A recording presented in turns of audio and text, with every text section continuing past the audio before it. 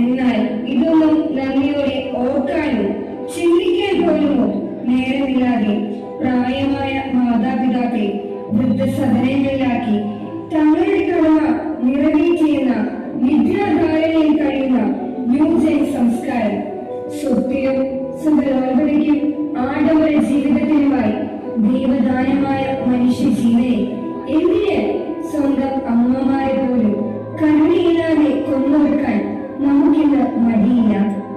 ഇതാ വേറൊരു നേർക്കാഴ്ച നിങ്ങൾക്ക് മുൻപിൽ ഞങ്ങൾ അവതരിപ്പിക്കുന്നു. കരുണയുടെ മുഖം.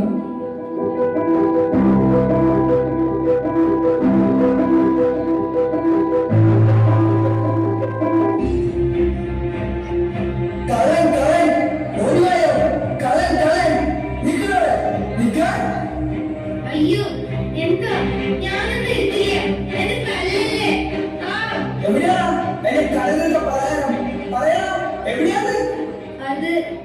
അത് ഞാൻ കഴിച്ചു ചേട്ടാ. കഴിച്ചല്ലോ. എന്നാലും കാശ് എന്റെ ഇല്ല ചേട്ടാ. കാശില്ലല്ലോ. എന്നാ നീ പോവല്ല.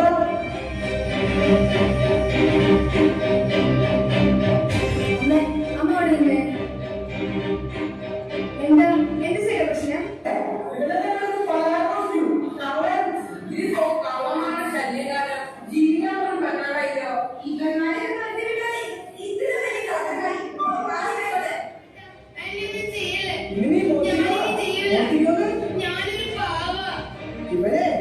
ഇവൻ കുറെ നേരെ കടയിലൊന്നും പലഹാരങ്ങളിരുന്നു ചോദിച്ചപ്പോ കാശിലെന്ന് എനിക്ക് അപ്പഴേ തോന്നി ഇവൻ ഞാൻ ശരിയല്ലെന്ന്.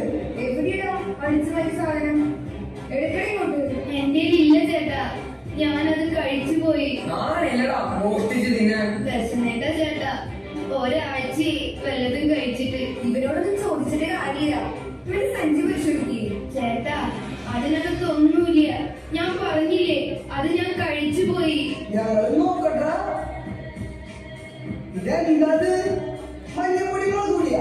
ഇതെന്താ മൊബൈലിലെ ചാർജറോ? അത് വഴിയെ കിടന്ന് കിട്ടിയതാ ചേട്ടാ. ആ ഇതിരിക്കട്ടെ. എന്റെ ചാർജർ കംപ്ലൈന്റാ. അമ്മയ്ക്ക് വൈകടാ. നമുക്ക് പോകാം. നാട്ടങ്ങിരിക്കുകയാണ്. ഇത്തിരി വൈകിച്ചിരുന്ന് വെച്ച് ഡോക്ടർ എങ്ങോട്ട് പോകില്ല. പക്ഷെ ഇവനെ പോയിട്ടാ പിന്നെ കിട്ടില്ല. ആടാ ഇവിടെ ഞങ്ങളൊരു കവല പിടിച്ചു.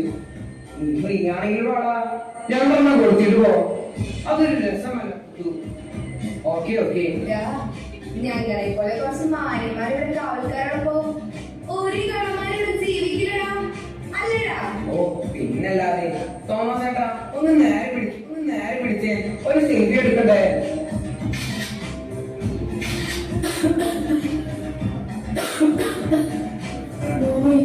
അവനെ വിട്ടേക്കടാ. നമുക്ക് പോകാം. ഒരു പ്രാവശ്യം ഞാൻ പറഞ്ഞു.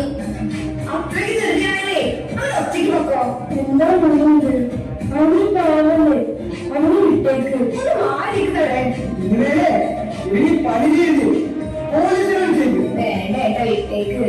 ഈ മാതിരി കേസൊക്കെ ഇപ്പൊ സോഷ്യൽ മീഡിയയിലൊക്കെ വന്ന പിന്നെ വലിയ കൊല്ലാപ്പാവും. അത് ശരിയാ. നല്ല അടി കൊടുത്തിട്ട് വിട്ടേക്കാം.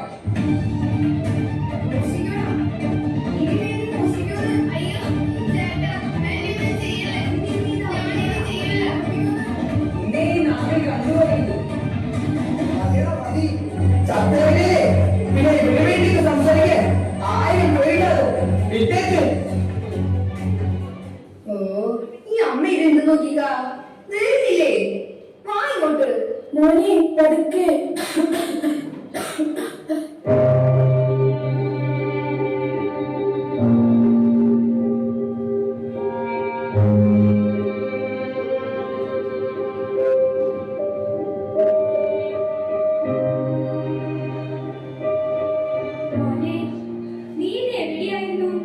കഴിക്കാനെന്തെങ്കിലും വാങ്ങിച്ചോണ്ട് ഇപ്പൊ വരാന്ന് പറഞ്ഞിട്ട് എത്ര നേരമായി ഞാനവിടെ ഇരിക്കുന്നു.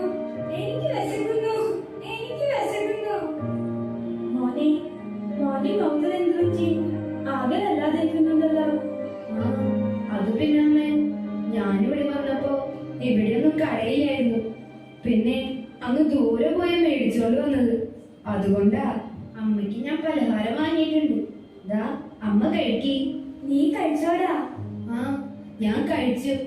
ഇവിടുത്തെ ആൾക്കാരൊക്കെ നല്ല ആൾക്കാരമ്മ. എനിക്ക് വയറ് നിറച്ചു തന്നു. അമ്മ കഴിക്കി.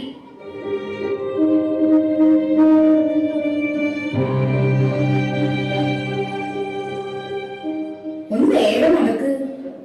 1500 മരുന്നാ വാങ്ങിയത്. ഒരസുഖമില്ല. വെറുതെ ഓരോരോ തോന്നലേ. ഇതുകൂടി കഴിക്കമ്മ. മോനും കഴിക്കി. ഇത് നിന്റെ അമ്മയാണോ? അമ്മയ്ക്ക് കൊടുക്കാനാണോ നീ മോഷിച്ചത്? അപ്പൊ നിനക്ക് പറയാമായിരുന്നില്ലേ? പറയാമായിരുന്നു. പക്ഷെ പറഞ്ഞാൽ നിങ്ങൾ വിശ്വസിക്കോ? എന്താ നിങ്ങൾ ആരും ചോദിക്കാതിരുന്നേ? വിശന്നിട്ടാണോ മോഷ്ടിച്ചത്? ഒരാഴ്ചയെ എന്റെ അമ്മയെ ഞാനും വല്ലതും കഴിച്ചിട്ട്.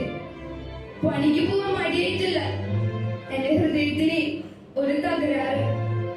അതുകൊണ്ടാ ഞാൻ. പക്ഷെ എന്റെ സുഖമില്ലാത്ത അമ്മയെ പട്ടിണിക്കിട്ട് കൊല്ലാൻ പറ്റും. വലിയ ജീവിതമൊന്നും അല്ലെങ്കിലും മനോഹരമായ ഈ ഭൂമിയിൽ എനിക്ക് ജനിക്കാൻ അവസരം വന്നത് എന്റെ അമ്മയല്ല.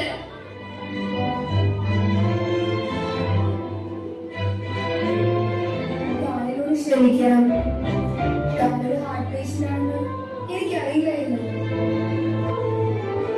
എന്റെ ഹൃദയത്തെ കുറിച്ചോർത്ത് സാറ് വിഷമിക്കണ്ട. അതിനൊന്നും സംഭവിക്കില്ല. കാരണം അതിനകത്ത് എന്റെ അമ്മയുണ്ട്. എന്റെ അമ്മ മാത്രം.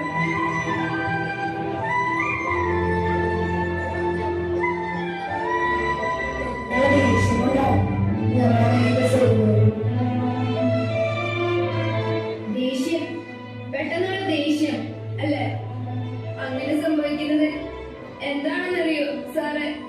ഹൃദയത്തില് കരുണയില്ലാത്തതുകൊണ്ടാ. എല്ലാ തെറ്റും ക്ഷമിക്കുന്ന ആളല്ല അമ്മ.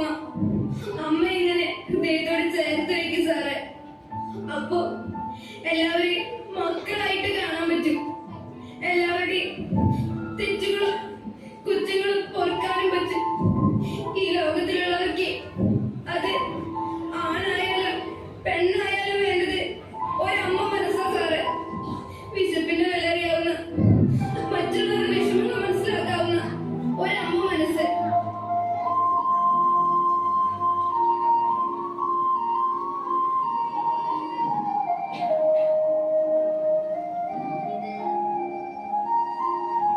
സ്നേഹമുള്ളവരെ, അല്പം കരുണ ഈ ലോകത്തെ കൂടുതൽ നന്മയുള്ളതും നീതിയുള്ളതുമാക്കി തീർക്കുന്നുവെന്ന ഫ്രാൻസിസ് മാർപ്പാപ്പയുടെ വാക്കുകൾ നമുക്കെന്നും പ്രചോദനം.